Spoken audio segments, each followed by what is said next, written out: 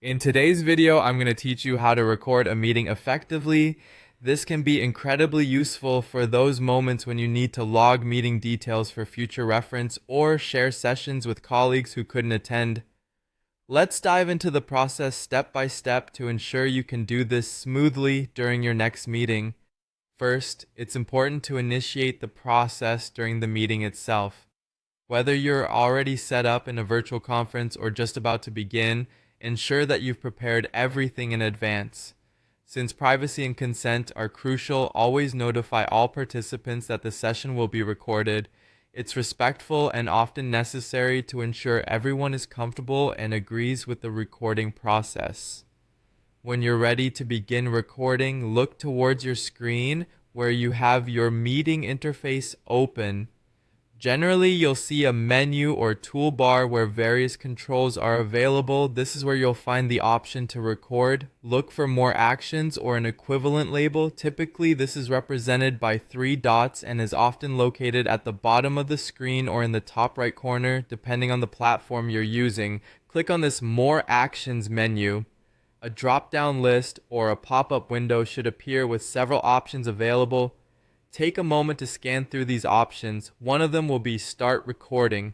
Once you've located Start Recording, go ahead and select it. Make sure at this point to double check that the recording is indeed starting.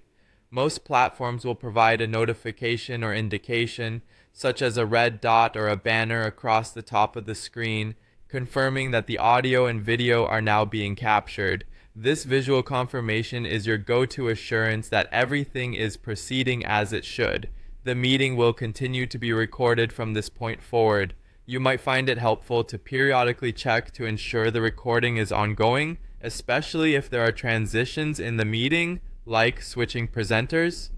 Many platforms offer an icon indicating recent activity to confirm the recording is uninterrupted. Once your meeting has concluded, or when you've decided you've captured what you need, you'll want to end the recording.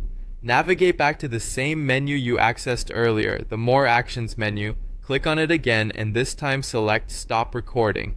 You may be asked to confirm this action to avoid accidental termination. After stopping the recording, your captured session will generally be saved in a designated location, either on the cloud storage associated with your software or locally on your device. You'll typically receive a notification once the session has been stored successfully, often with a link to access and download the file.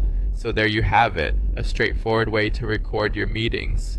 Remember, besides creating an invaluable resource for future reference, these recordings can enhance communication across your team by ensuring everyone stays informed.